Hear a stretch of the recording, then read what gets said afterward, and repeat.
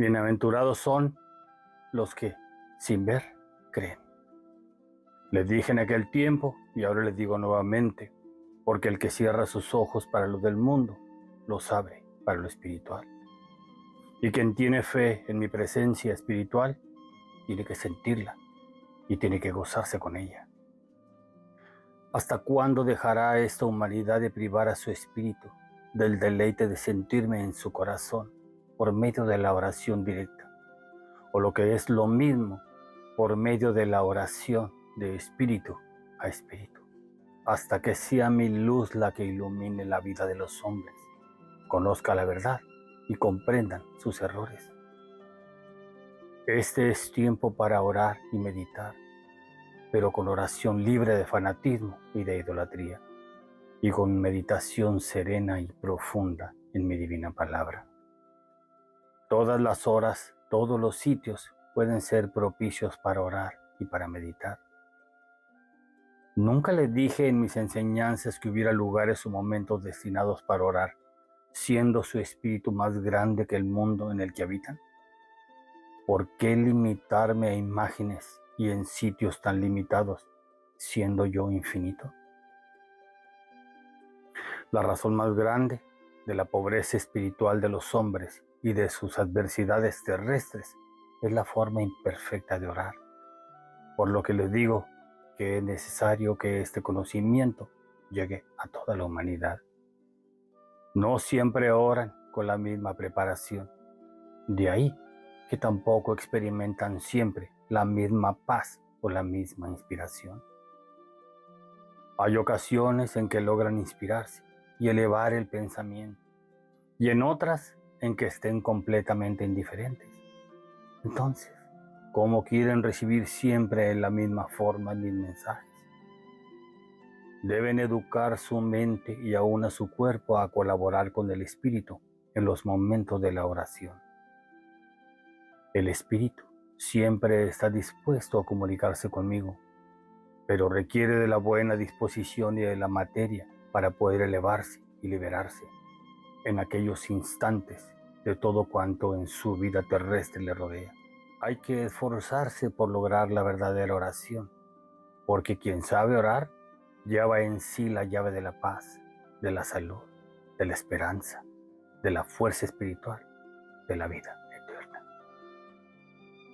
El escudo invisible de mi ley lo protegerá contra las acechanzas y los peligros, y llevará en sus labios una espada invisible para abatir a cuantos adversarios se pongan en su camino.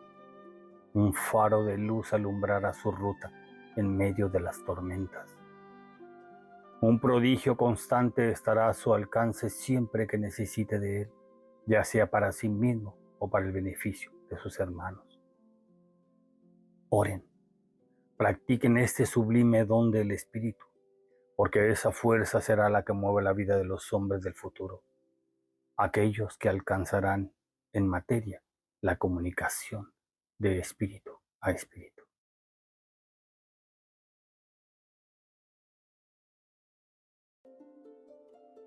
¿Qué sucede con la conciencia al utilizar sustancias alucinógenas? Veamos lo que nos dijo el arcángel Rafael. Todos somos energía. Toda energía es vibración. Somos muchos tipos de vibración. El sonido es vibración. La luz es vibración. Los colores y el sonido es vibración. Son representaciones de diferentes estados o tipos de vibración. La vibración es aceleración, lo mismo que la conciencia es vibración, es aceleración dependiendo de tu nivel de conciencia. La conciencia tiene un patrón de vibración muy bien definido. Cuando se ingieren sustancias alucinógenas, no importa cuál sea, la conciencia, siendo aceleración, entra en un estado de desaceleración, provocando que ésta descienda al bajo astral, penetrando en los planos inferiores, en donde se encuentran muchas entidades encarnadas, oscuras y perdidas. Estas entidades te estarán esperando estarán esperando el momento en el que se les permita la entrada por estas puertas que abre la mente a través del cuerpo psíquico, a través de la conciencia ya sin control. A estas puertas les llaman portales en el cuerpo psíquico. También sucede que ciertas mentes terminan siendo puertas abiertas a estos planos y luego son muy complicados cerrarlos. Quitar estos debe hacerlo una persona muy bien preparada, especialista en esto, para poder cerrar esas puertas, que luego manifiestan locura, esquizofrenia, múltiples personalidades, desconexión consciente y otra infinidad de problemas. Desafortunadamente, se da en muchos casos que algunas mentes se quedan atrapadas, perdidas, o su cerebro entra en un estado sin control de desconexión de la conciencia. Muchos encontrarán siempre la justificación perfecta en este camino equivocado para utilizar sustancias alucinógenas.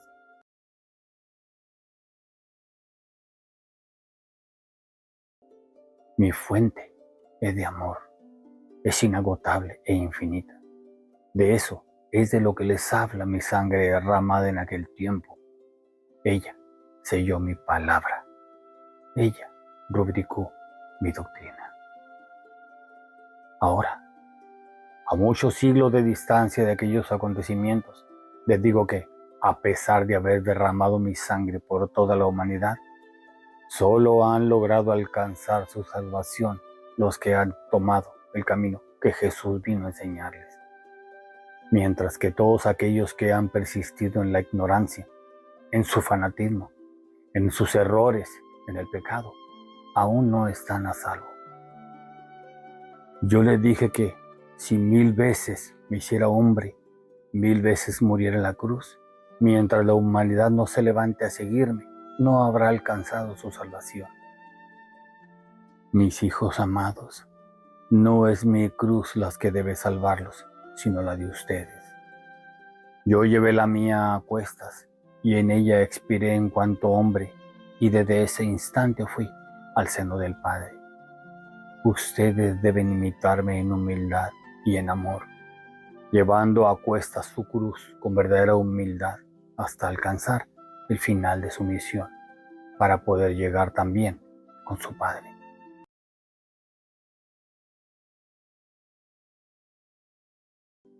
Son libres de escoger el camino, pero es mi deber de padre mostrarles el verdadero, el más corto, aquel que ha estado siempre iluminado por la luz del faro divino, que es mi amor a ustedes, que son los sanadores, que son los discípulos, mis hijos, sedientos siempre de escuchar nuevas palabras que vengan a afirmar sus conocimientos y a vivificar su fe. He puesto la conciencia en su ser para que ella esté de por medio en todos sus pasos, ya que la conciencia sabe distinguir el bien del mal y lo justo de lo que no lo es. Con esa luz no podrán ser engañados ni llamados ignorantes. ¿Cómo podría el espiritualista engañar a su semejante o tratar de engañarse a sí mismo si conoce la verdad? El hombre en la tierra es un príncipe, a quien mi amor y mi justicia dieron ese título. Y la orden que recibió desde el principio fue el de señorear la tierra. Sobre el divino don de su libre albedrío, puse un faro de luz que iluminara la senda de su vida. La conciencia, libertad para obrar y la luz de la conciencia para distinguir el bien del mal son dos de los mayores dones con que mi amor de Padre heredó a su espíritu. Están en el hombre antes de que nazca y después de que muere. La conciencia lo guía y no se aparta de él ni en la desesperación, ni en la pérdida de la razón, ni en la agonía, porque está íntimamente unida al espíritu. El espíritu goza del don de libre albedrío, medio por el cual debe hacer méritos para salvarse. ¿Quién guía, orienta o aconseja al espíritu durante su libre trayecto para distinguir lo lícito de lo ilícito y por lo tanto para no perderse? La conciencia. La conciencia es la chispa divina, es una luz superior y es una para ayudar al hombre a no pecar. ¿Qué mérito habría en el hombre si la conciencia tuviera fuerza material para obligarlo a permanecer en el bien? Quiero que sepan que el mérito consiste en escuchar aquella voz, en persuadirse de que ella nunca miente ni se equivoca en lo que aconseja y en obedecer fielmente sus dictados.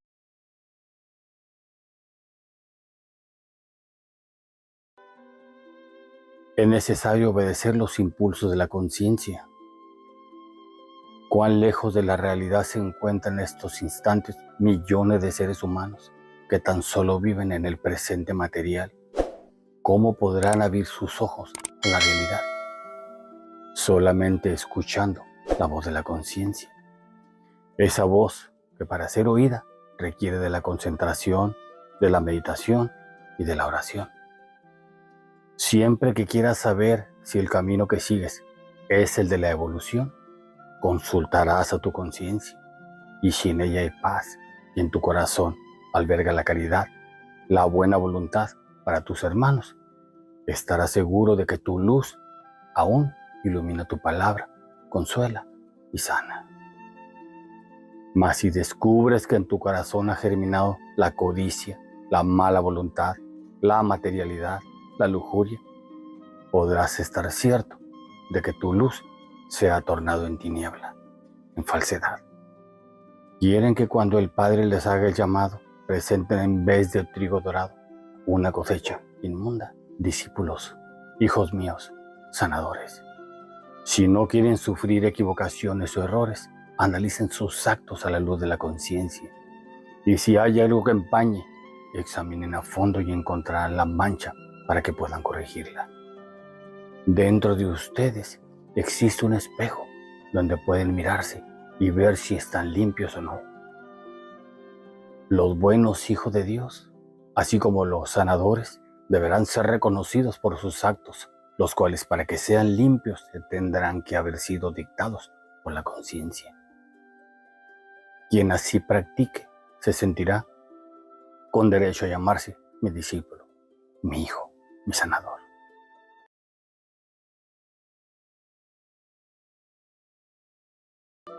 Había un gran silencio. Nuestro Señor comenzó a hablar. Se dirigía a todos los que estaban ahí presentes. Y les preguntó: ¿todos ustedes, mis hijos, son sanadores de Dios? ¿Todos ustedes están dispuestos a ser corderos para el sacrificio, así como yo lo hice? El silencio solo se rompió aún más. Con los comentarios dudosos de algunos de los sanadores, volteaban a verse unos con otros, dudosos, aún los más avanzados. Se escuchó un sí por aquí, otro sí por allá. Había más dudas en sus respuestas que seguridad. Entonces Jesucristo dijo de nuevo: antes de que contesten los demás, quiero que vean esto. Él levantó su mano y hizo un ademán con su mano derecha. La llevó hacia arriba y luego la deslizó hacia abajo lentamente. Y allí una escena apareció en el espacio. En el suelo, enfrente del mismo Jesucristo, junto a sus pies, estaba un hermoso corderito, muy apacible, no muy grande. Allí estaba pastando. De él se desprendían destellos de luz. Estaba muy tranquilo, confiado, muy seguro. Pero el lado izquierdo de él, entre este panorama de cerros, venía una manada de lobos embravecidos. El tamaño de los lobos era un poco más grande de lo normal y se acercaban rápidamente, rabiosos y enloquecidos, con un hambre feroz y a la vez desquiciados. Y estos venían muy apresurados y llegaron hasta los pies de Jesucristo, donde estaba el Cordero. Los lobos se le fueron encima al Cordero, lo agarraron y lo destrozaron entre todos, lo despedazaron en un instante No hubo tiempo de nada para ese pobre cordero. Aún así, los lobos se seguían agrediendo unos a otros. Se arrebataban los trozos de los pedazos de cordero, aunque fueran pedacitos pequeños. Fue una escena horrible, obviamente inesperada. Nuestro Señor Jesucristo, luego de ver la cara de todos los sanadores presentes, algunos asustados, admirados por lo que acababan de presenciar en esta escena, agregó antes de volver a preguntar: para todo aquel que desea ser un sanador de Dios, o el que es un sanador de Jesucristo, le espera lo mismo que a este cordero.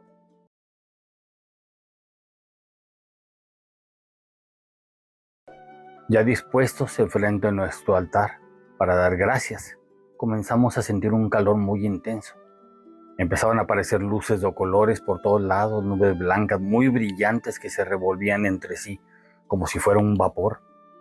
Y cada vez se veía así más y más luz, y empezaron a aparecer angelitos pequeños como bebés con alitas revoloteando por todo nuestro alrededor.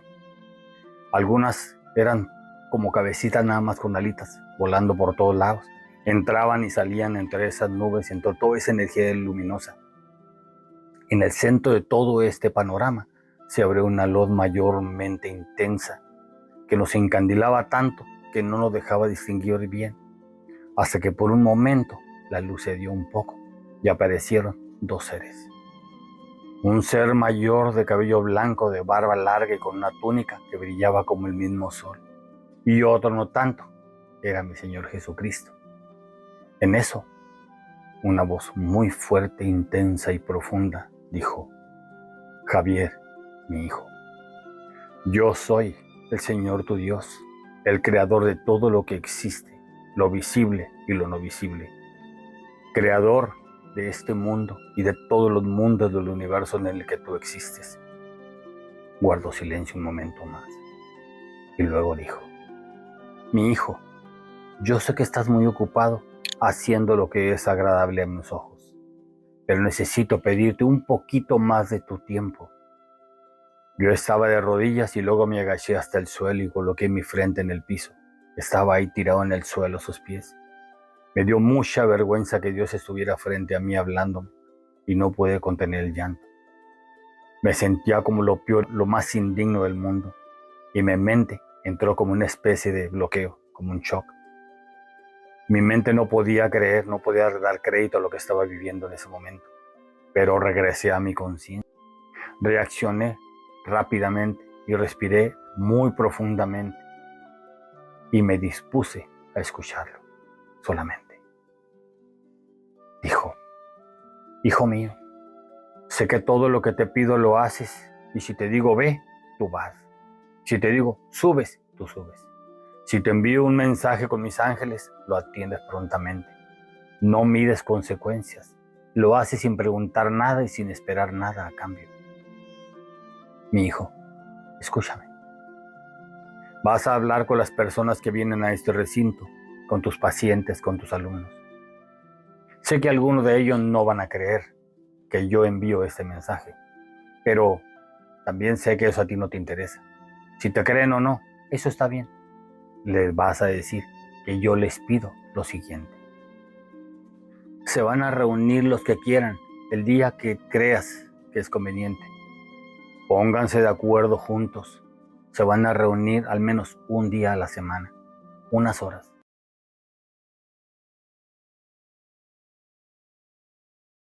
Al llegar la hora de la ceremonia, ya como a las 7 de la tarde noche, por ahí, ya se estaba poniendo el sol en el horizonte y se empezó a sentir el ambiente enrarecido.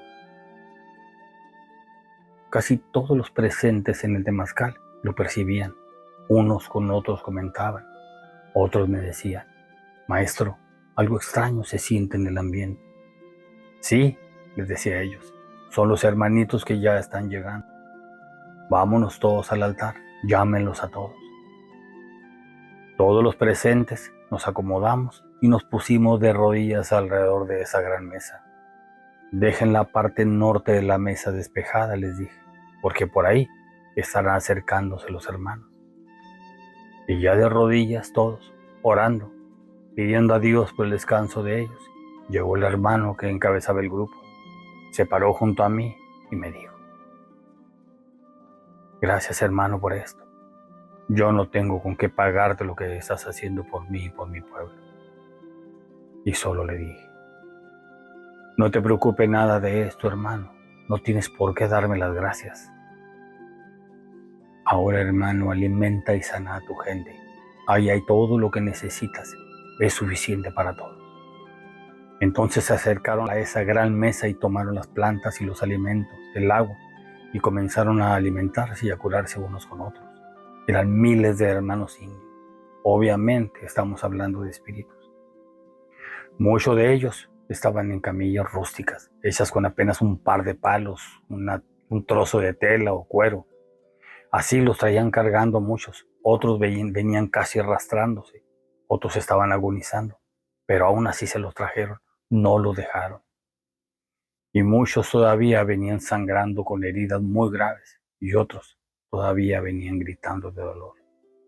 Y le dije al hermano indio: hermano, por favor, manda a colocar a todos sus hermanos juntos y a los enfermos, agonizantes, en un solo espacio. Colócalos por el lado norte de la mesa. Así lo hizo.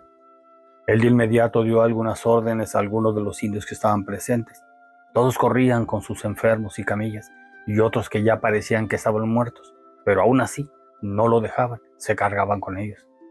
Me pasé para el lado norte de la gran mesa, y el hermano indio no se despegaba de mi lado, y le dije: hermano, amado hermano, hermano mío, ahora vas a ver lo que mi Padre, el Gran Espíritu, tiene para ustedes. Levanté mis manos en humilde súplica a mi Padre Celestial, al Gran Espíritu, y le pedí: Padre mío, Señor Celestial, bendita fuerza del Gran Espíritu en este universo que es solo tuyo. Yo te pido, amado Señor del cielo, en el nombre de tu Hijo Jesucristo, que todos estos hermanos sean sanados para tu honra y para tu gloria.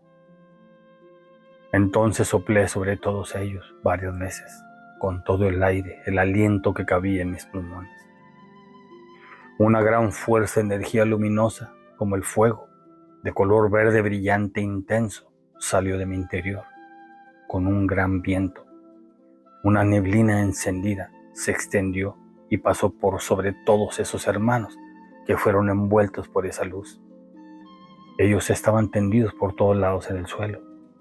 Yo seguía soplando y soplando, una y otra vez.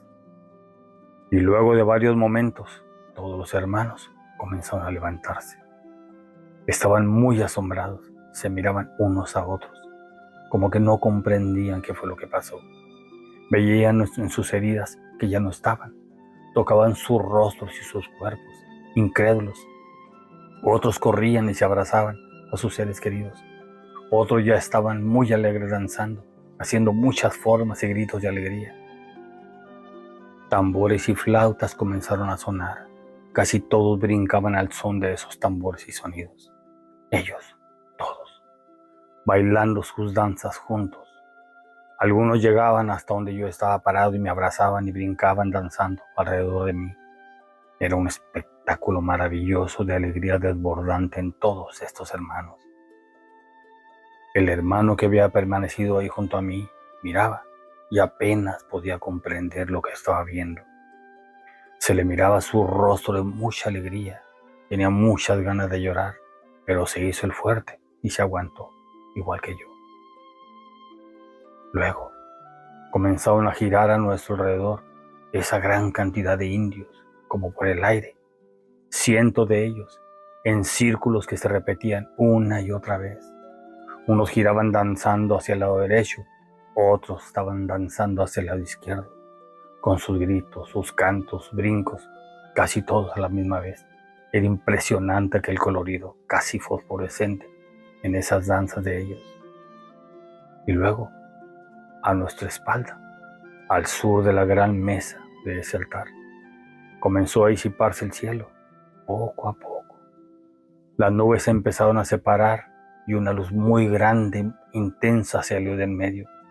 Era un camino de luz, casi sólido, salió desde ese gran hueco luminoso de entre las nubes hasta el lugar en donde nosotros estábamos. El hermano indio me dijo: hermano, llegó el momento, ya nos vamos. Solo quiero darte las gracias por ayudarnos. Le contesté: nada tienes que agradecer, hermano. Es mi gusto, es mi amor, es mi deber hacer lo que pueda para ayudar a mis hermanos. Ve ahora entonces. Ve con el gran espíritu. Mi Padre te va a compensar por todo el sufrimiento y todo lo que hiciste y soportaste por este tu pueblo. Los hermanos indios ya no paraban de danzar. Entre la música de las flautas y los tambores empezaron a girar cada vez más rápido en un frenesí hermoso de entrega en su danza, con sus cantos, sus gritos, su alegría desbordada. Comenzaron a flotar, empezaban a subir cada vez más alto, y sus danzas y los grupos se iban moviendo lentamente hacia la gran puerta de luz que se había abierto para ellos. Seguían girando. En ocasiones se desprendía de su formación alguno de ellos y venía y pasaba corriendo junto a mí gritando. Me daban vueltas, giraban a mi alrededor, manteniendo su danza y toda su alegría. Algunos de ellos gritaban: bendiciones para el hermano Pluma Blanca. Y así se fueron retirando lentamente toda esa multitud de hermanos. Algunos agrupados caminando, otros girando, danzando lentamente, hasta que desaparecieron entre todas esas nubes y la luz brillante, que posteriormente se fue cerrando muy lentamente hasta que desaparecieron en el horizonte.